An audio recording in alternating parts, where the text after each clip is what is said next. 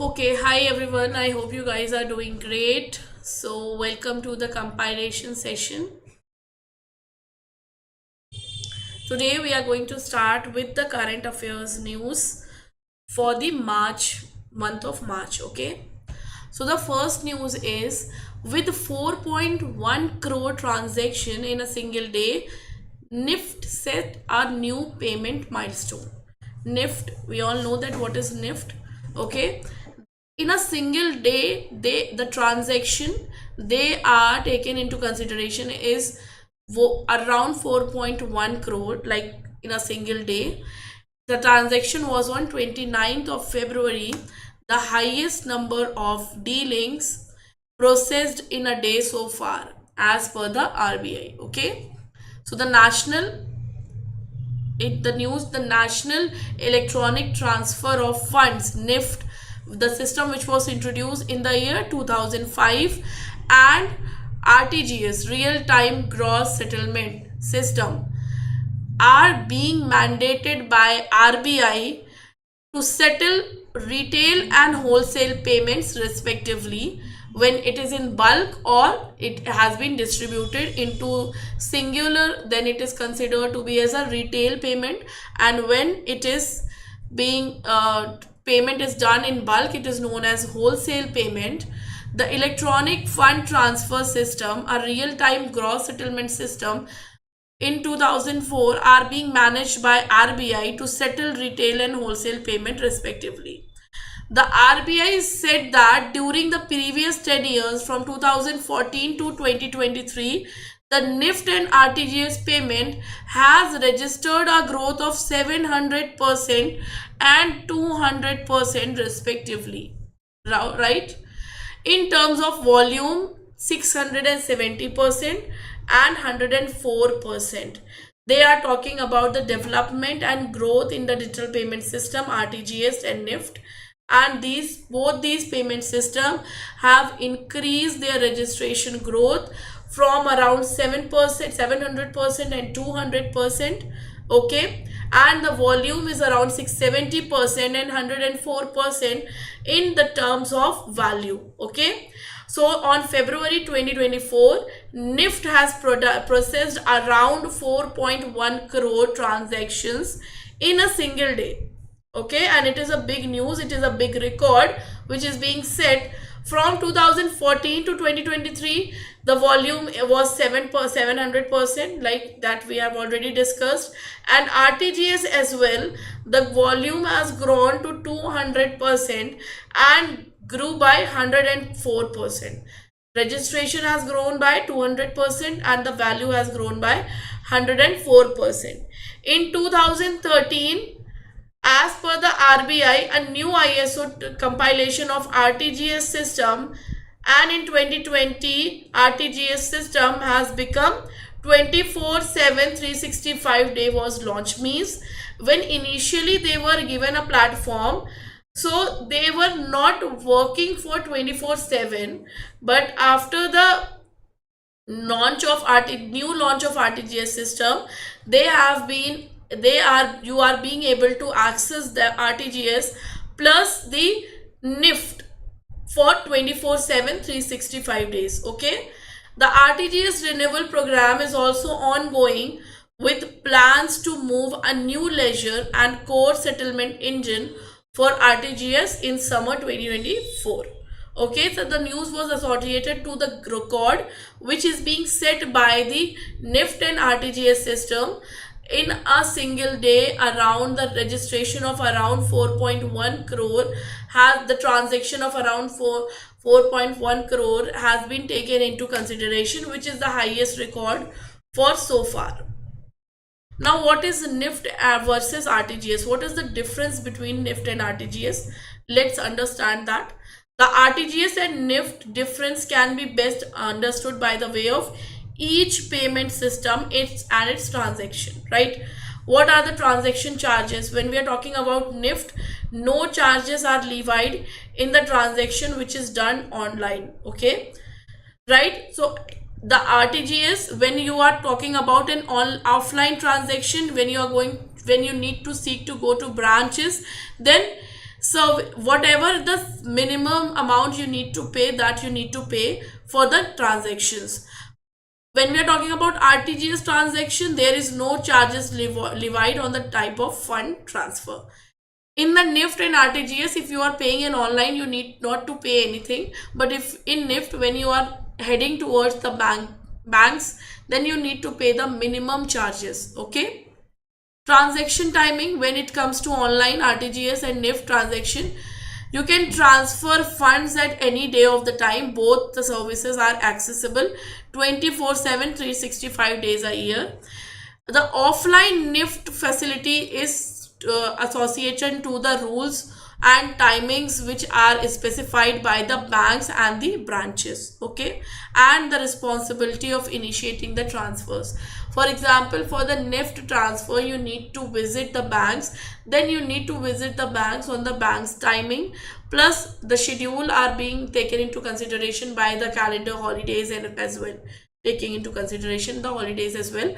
While when we are talking about online transactions, in the online transactions, you not need to wait 24/7, 365 days. Availability of transfers are available. Clear? What is the transaction limit? As mentioned, no minimum or maximum limit of transfers exists in NIFT transaction. You can transfer anything from INR 10 to 1 lakh per transaction easily and conveniently. Okay, but when it comes to RTGS, minimum limit is 2 lakh per transaction.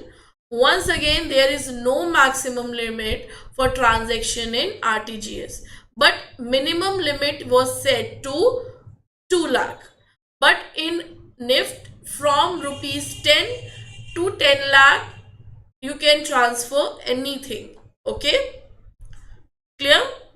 So that is the difference between NIFT and RTGS. And in February, it was in news in association to the transaction in a single day, the growth of the NIFT platform, the registration of the NIFT platform, and it has gone up to 4.1 crore transaction in a single day, which is a highest record so far.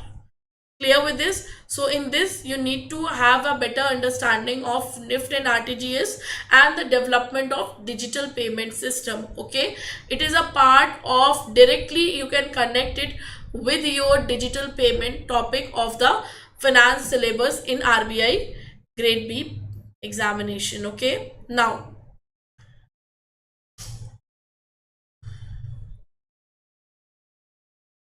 this is the master circular which was released on February 2022, but was in association to the inclusion of Clearing Corporation of India Limited as a financial information provider under account aggregate framework. It was an important master circular. Okay, and in association to the retail direct scheme, RBI retail direct scheme. What is the RBI retail direct scheme in association to? Okay, so let's see. Now, CCIL began its transformative journey in the year 2001. What is CCIL? We have talked about it, Clearing Corporation of India Limited. Okay, so their inclusion as a financial information provider is being done. That has been taken into consideration for the important news. And CCIL started its journey in the year 2001 with the object of offering reliable clearing and settlement services, right, in money and government securities market, right? Government securities market, they are the important playing part tool in the government security market. And the scope of CCP's Clearing Corporation settlement has been progressively broadened to encompass the foreign exchange and over the counter derivative market, OTC market as well.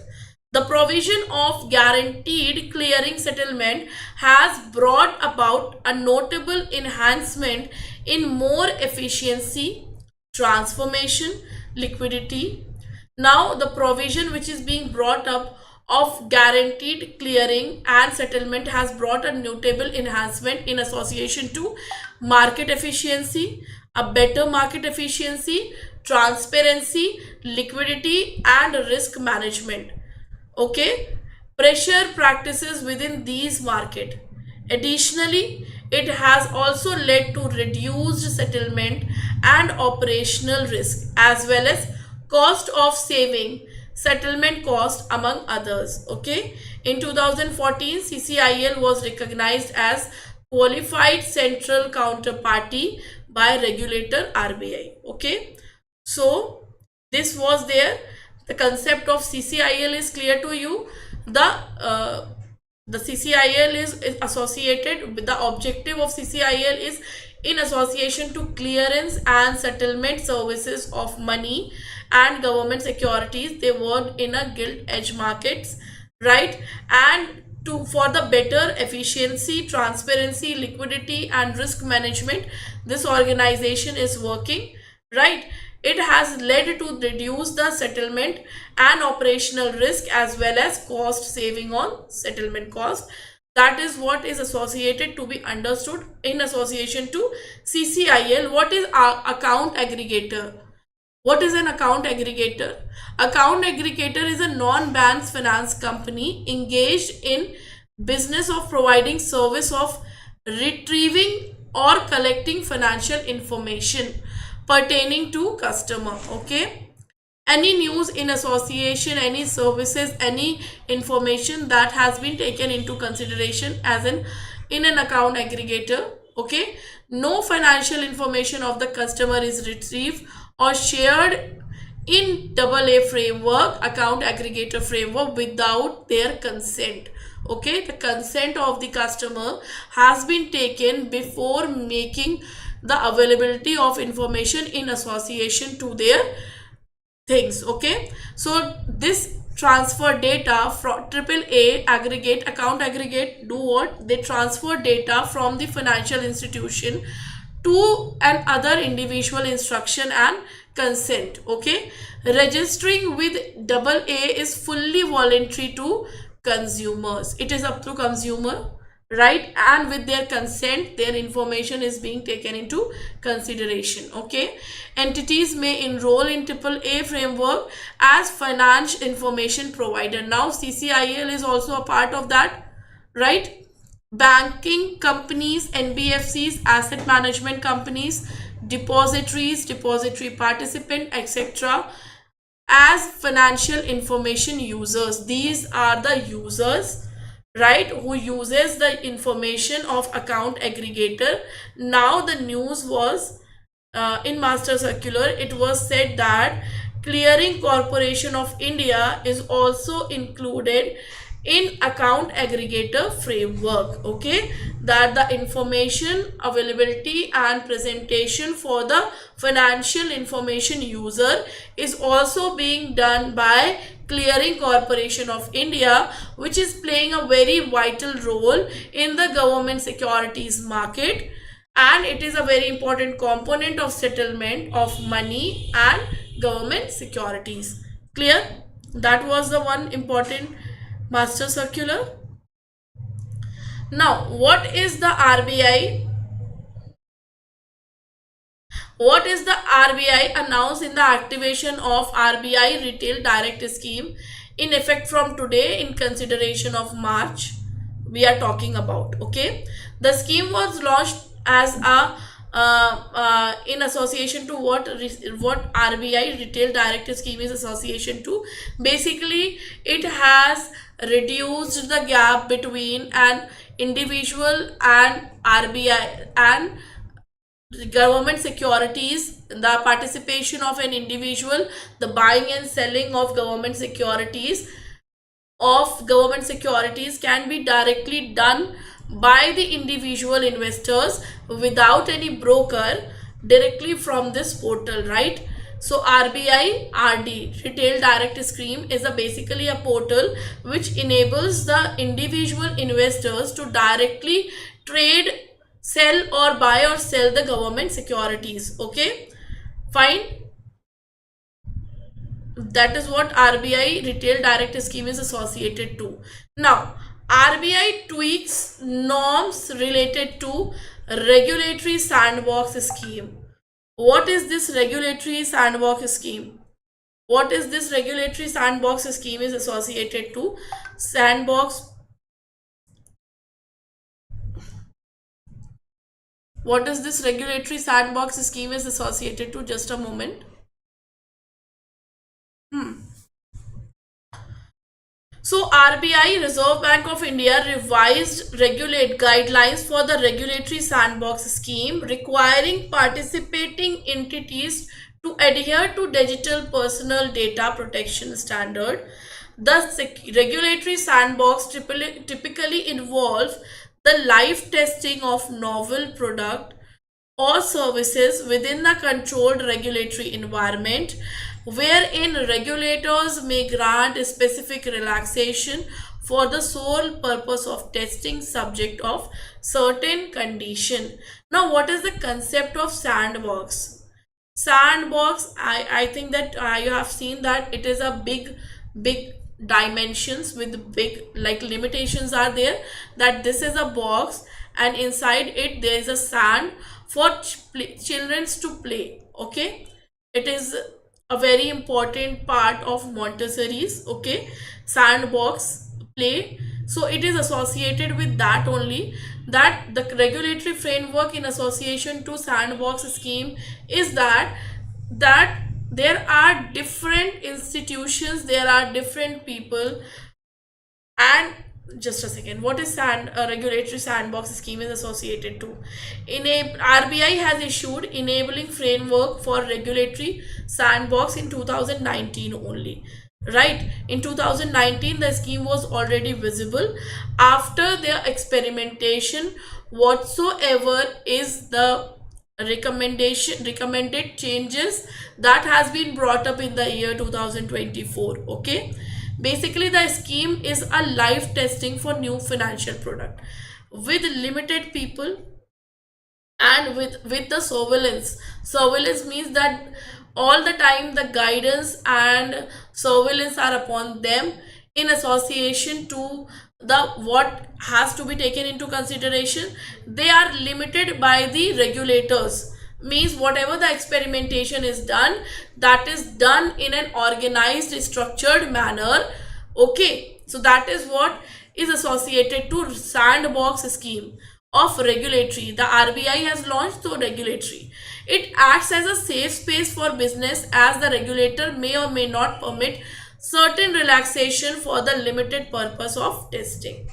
Right, the testing is done under the strict supervisions, so it is a safe place of business, as a regulator may or may not permit certain relaxations. Okay, it allows regulators, innovators, financial service providers and customer to test new innovation in association to financial development, digital payment systems, in an association to e-rupia usage. All these is done under a best or in strict supervision of the regulatory, and this scheme of testing is known as sandbox scheme, under which different type of regulations and financial products, financial services, innovations are being tested up, and the participants are financial service providers, customers, regulators and innovators. Okay,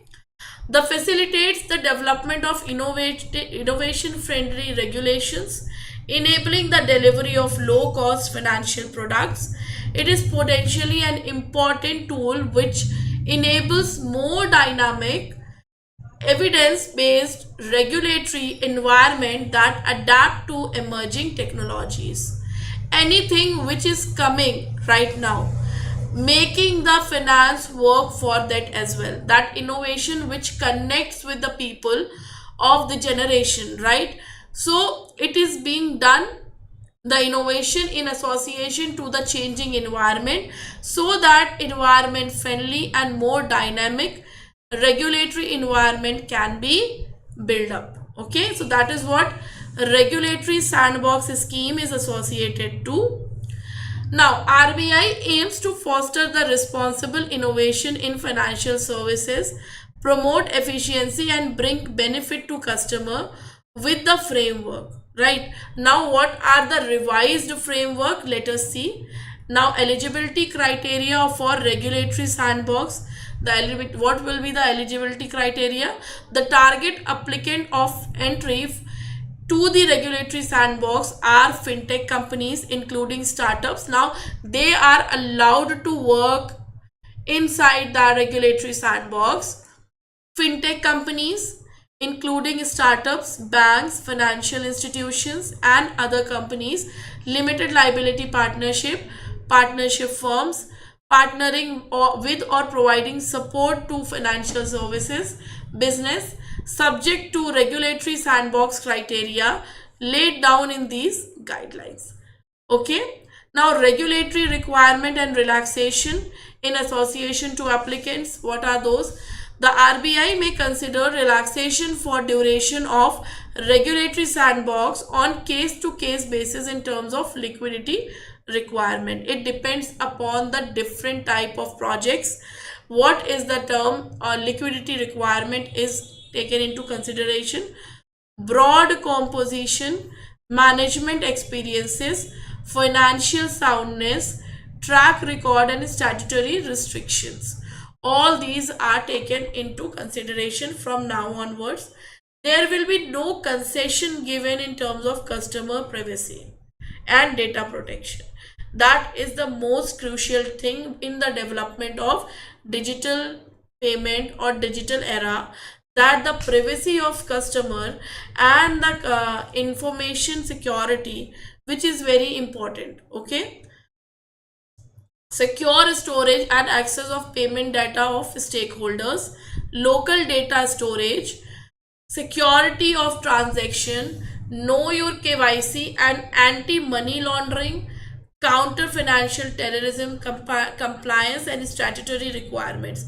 Now all these things are being included in association to the requirements and regulation in the regulatory sandbox applicants.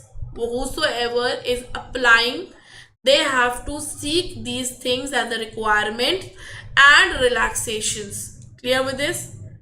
They are very static and simple. Now, stage 3, stages and timeline in regulatory sandbox process. These process has been divided into 5 stages to be completed within 9 months. Okay. Preliminary screening phase may last for 1 month from the submission of complete application form. Application assessment and shortlisting stage take 1 to 1.5 months. Testing, format of test design and integration phase will take 1 to 1.5 months. Testing phase may last for maximum 5 months. Now these are the preliminary steps, and testing phase is last for 5 months. Evaluation phase is for 1 month, and then execution. Right? Testing, evaluation are the last components, and preliminary screening, understanding, complete application, all these things will take around 1 month. Application of assessment and shortlisting stage, it will take around 1 to 1.5 months. Formation of test design and integration phase, it may take as well to 1 to 1.5 months. Okay, this is clear to you guys. What were the reforms? These are the 3 reforms. The eligibility criteria means who can be a regulatory sandbox criteria, means who can do experimentation and innovation in the regulatory sandbox under the regulatory sandbox scheme. Second is requirements and relaxations in association to the applicants who have applied. And third is the time process. What should be the time process in association to the innovation, in association to the screening, assessment and shortlisting, then the design, then testing phase, and the list goes on. Clear with this? Now, RBI, Bank of Indonesia signs Memorandum of Understanding for promoting use of local currencies for trade. A very important news from the March. Right now, Reserve Bank of India and Bank of Indonesia signed a memorandum of understanding for establishing a framework to promote local currency for cross-border transaction. As we all know that digitalization of rupee is a initiative and taking boost now, right? Digitalization of rupee and internationalization of rupee, right? Of rupee, we have seen that lot of Middle East countries as well initiated the use of local currencies for international transaction and cross border transaction, which somewhere or the other affect the dollar and maintenance of our forex reserves now, right? And the value of rupee, okay, in the international market. The memorandum covers all the current account transaction. What are current and capital account transactions? When we are talking about current account means the transactions which are essential and which are not taking into consideration any investment. It is associated to the to running the economic cycle of the government, right? All the imports and exports of goods and services, all those things, remittances, everything come under the category of current account. While talking about the capital account, it is associated with the large funds and investment cross bordering from one country to another country. Okay, in this usage of or internationalization of rupee in between Indonesia and India, they are talking about the transactions which are of current account nature. Okay, permissible capital account transaction and any other economic and financial transaction means anything which is under capital account which is permissible by the RBI will be taken into consideration. The memorandum, which was signed by RBI Governor Shaktikant Das and Bank of Indonesia Governor Peri Warjio, will deepen the financial integration and is strengthening the economic relation between two countries. Definitely, when the exchange of currencies in the international transaction will take place, it will increase the flow of it will increase the economic development as well as economic integration between the nations. We know that in European Union, why the European Union is considered one of the strongest economic integration, because of the usage of one with their local currencies for the transaction. There are a lot of things which have been taken into consideration for expanding the business in between different countries of European Union. Okay, the framework will enable the exporter and importer to invoice and pay their respective domestic currencies, the Indian and the Indonesian rupiah. In order, this will facilitate the development of the rupiah and foreign exchange market. Now, it will somewhere or the other increase in demand of rupee in the international market will be there, right?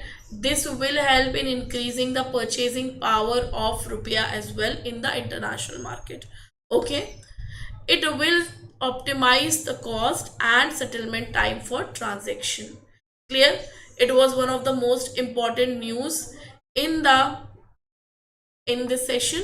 In association, there are three major news which we have discussed today: the master circular in association to CCIL, then we have talked about the RBI and memorandum of understanding which is being signed in between Indonesia and India in association to internationalization of their currencies, means trading will take place with the usage of local currency. And the third news was associated with the The third news was associated with the sandbox scheme, right? And NIFT and RTGS was also taken into consideration. Okay, so thank you so much, guys. With the compilation of March 20, with the compilation of March part second, we are going to talk in tomorrow session. Okay, thank you so much.